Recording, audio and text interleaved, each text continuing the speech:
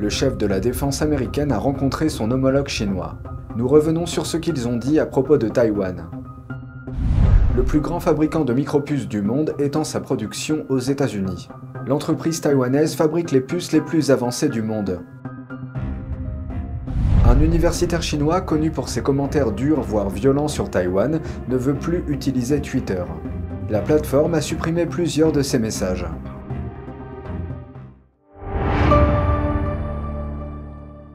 Bienvenue dans Regard sur la Chine. Avant de commencer, je vous informe que le programme Regard sur la Chine sera diffusé sur la nouvelle chaîne Regard sur la Chine NTD. Je vous invite à cliquer dès maintenant sur le lien en dessous de cette vidéo pour vous abonner. En effet, suite aux élections américaines de 2021, notre chaîne NTD français s'est vue retirer sa monétisation sur YouTube.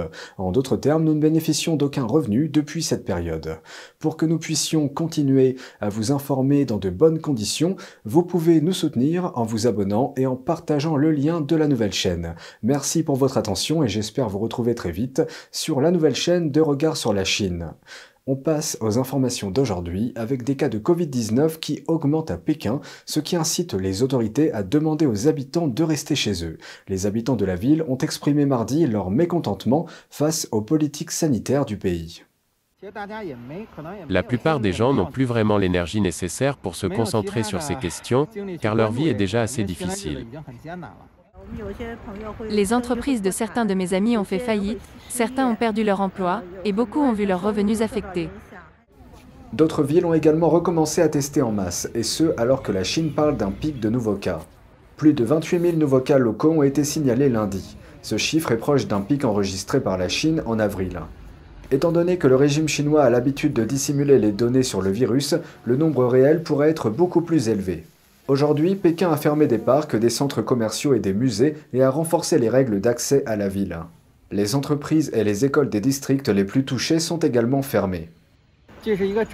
C'est un problème politique ou un problème lié à l'environnement politique. Il n'a plus grand-chose à voir avec le virus ou la prévention médicale. Les autorités municipales de Pékin ont récemment prévenu que la ville était confrontée à l'épreuve la plus sévère de la pandémie. En dehors de Pékin, des habitants de tout le pays expriment leur mécontentement. Dans la ville de Wuhan, un homme a été filmé en train de détruire une barrière. Elle avait été mise en place pour empêcher les gens de quitter un complexe résidentiel. Dans la ville de Shijiazhuang, des étudiants ont crié protestation depuis leur dortoir. Et à Chongqing, des fermiers et leurs enfants ont été vus en train de tenter de quitter leur village pour acheter de la nourriture. Un gardien, utilisant un long bâton, a essayé de les empêcher d'aller plus loin. Les chefs de la défense des deux plus grandes économies du monde se sont rencontrés en Asie. C'est leur première rencontre en face à face depuis la visite de la présidente de la Chambre des représentants Nancy Pelosi à Taïwan cet été. Pékin, irrité par cette visite, a annulé des discussions sur plusieurs sujets allant du climat au trafic de drogue en passant par la défense. En ce qui concerne les points clés de la réunion au Cambodge, le secrétaire américain à la défense Lloyd Austin a mis en garde son homologue chinois au sujet de Taïwan. Il a appelé le régime à s'abstenir de toute action déstabilisante envers Taïwan. En outre, il a exhorté les deux parties à garder les lignes de communication ouvertes et a évoqué ce qu'il a appelé le comportement de plus en plus dangereux des avions militaires chinois dans la région Indo-Pacifique. C'est ce qui ressort d'un rapport du Pentagone. Les deux responsables se sont rencontrés lors d'une réunion des ministres de la Défense de l'Asie du Sud-Est. Les discussions ont duré environ 1h30 et les responsables chinois ont déclaré que la réunion était positive. Mais Pékin a tout de même exprimé de sévères critiques à l'encontre des États-Unis. Une entreprise taïwanaise cruciale annonce qu'elle va produire ses puces les plus avancées aux États-Unis. Le fondateur de l'entreprise a fait ses commentaires lundi en parlant des plans pour la nouvelle usine de l'entreprise. Voici la suite. La société Taiwan Semiconductor Manufacturing, ou TSMC, s'apprête à fabriquer certaines de ses puces les plus avancées en Arizona. Le géant taïwanais construit une usine de 12 milliards de dollars dans cet État américain. Les médias ont précédemment rapporté que la société n'était pas certaine que l'usine produise des semi-conducteurs de 3 nanomètres. Lundi, Maurice Chang, fondateur de TSMC, a déclaré qu'il est presque certain qu'elle le fera. Bien que cela n'ait pas été complètement finalisé, disons que c'est presque le cas. TSMC est le plus grand fabricant de puces au monde et un fournisseur majeur d'Apple. Sa position forte, ainsi que celle d'autres entreprises taïwanaises, a suscité des inquiétudes quant à la dépendance du monde vis-à-vis de la production de l'île dans un contexte de tensions croissantes entre la Chine et Taïwan. Les États-Unis et l'Europe investissent des milliards dans des mesures incitatives pour encourager les fabricants de puces à s'installer plus près de chez eux. Les grandes entreprises taïwanaises sont parmi celles qui sont courtisées. Les semi-conducteurs à 3 nanomètres sont les puces les plus avancées du monde à l'heure actuelle. Leur production en masse a débuté cet été. Pour la technologie des micropuces, plus la taille est petite, plus la production est difficile. La Chine peut actuellement fabriquer des puces de 7 nanomètres, mais le pays a encore besoin de plusieurs années de développement avant de pouvoir les produire en masse. Un universitaire chinois a renoncé à Twitter. Il a annoncé son départ de la plateforme lundi, après que Twitter a supprimé un certain nombre de ses messages. L'homme, qui a pour nom Li, est connu pour ses commentaires sévères et parfois violents vis-à-vis de Taïwan. Dans l'un de ses messages, il a écrit que si la Chine envahissait Taïwan, les pertes de l'armée chinoise ne dépasseraient pas 2 chiffres.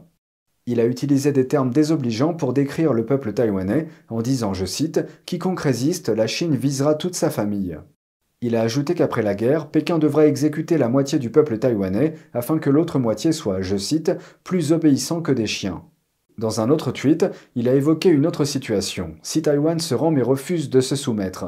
Sa solution, je cite, « les massacrer, se débarrasser de leurs dirigeants ». Li a déclaré lundi que tous ses tweets de dimanche et lundi avaient été supprimés par Twitter. Un avis est visible au bas de ce message, disant que Twitter a trouvé que les messages de Li ont violé les règles sur les comportements haineux. Elon Musk a récemment acheté la plateforme. Sa marque de voitures électriques, Tesla, fabrique jusqu'à la moitié de sa production totale en Chine. Musk a suscité une discussion animée le mois dernier en déclarant que le conflit sur Taïwan était inévitable, et suggérant que l'île autonome devienne une région administrative spéciale sous le contrôle de Pékin, comme c'est aujourd'hui le cas pour Hong Kong. Twitter est interdit en Chine. Les citoyens chinois ne peuvent accéder à la plateforme que par le biais d'un VPN pour éviter d'être repérés par la police chinoise et les censeurs du web. En revanche, les agences gouvernementales chinoises, sous le Parti communiste, ainsi que les personnes liées à l'État dans le pays peuvent accéder librement à Twitter. Un journal pro-démocratique de Hong Kong, aujourd'hui disparu, est de nouveau sous les projecteurs. 6 anciens membres du personnel d'Apple Daily ont plaidé coupables mardi. Ils étaient accusés de conspiration de collusion avec des forces étrangères pour mettre en danger la sécurité nationale. Parmi ces 6 personnes figurent un directeur général, un éditeur associé, 3 rédacteurs en chef et un éditorialiste. Ils ont été arrêtés l'année dernière lors d'une répression de la dissidence, après que Pékin a imposé une loi draconienne sur la sécurité nationale. Cette loi a réduit l'autonomie de la ville et l'a rapprochée de la Chine continentale. Elle permet de poursuivre plus facilement les manifestants et les médias indépendants. Les 6 personnes ont plaidé coupables de conspiration avec le fondateur du journal, Jimmy Lai, et 3 autres sociétés. Il était prévu que Lai et les entreprises plaident non coupables. Leur procès devrait s'ouvrir en décembre. Le crime dont ils sont accusés, les procureurs pointent du doigt l'édition anglaise de Apple Daily, alléguant que le journal a demandé à des forces étrangères d'imposer des sanctions à Hong Kong ou à la Chine. Ils disent aussi qu'après la promulgation de la loi sur la sécurité nationale, Apple Daily l'a condamnée comme étant, je cite, « une loi mauvaise » et a appelé à la résistance. Lai est déjà en prison après avoir été condamné pour son rôle dans une assemblée pro-démocratie. Cet événement a été jugé illégal par le régime communiste chinois. La Corée du Sud cherche à contenir la Corée du Nord, et elle se tourne vers la Chine et la Russie pour cela. L'envoyé de la Corée du Sud, Kim Gun, a parlé aux ambassadeurs chinois et russes lundi. Gun leur a demandé de contenir la Corée du Nord dans ses provocations. La Corée du Nord a lancé un nombre record de missiles cette année, dont un la semaine dernière. Ce missile était capable d'atteindre le territoire continental des États-Unis.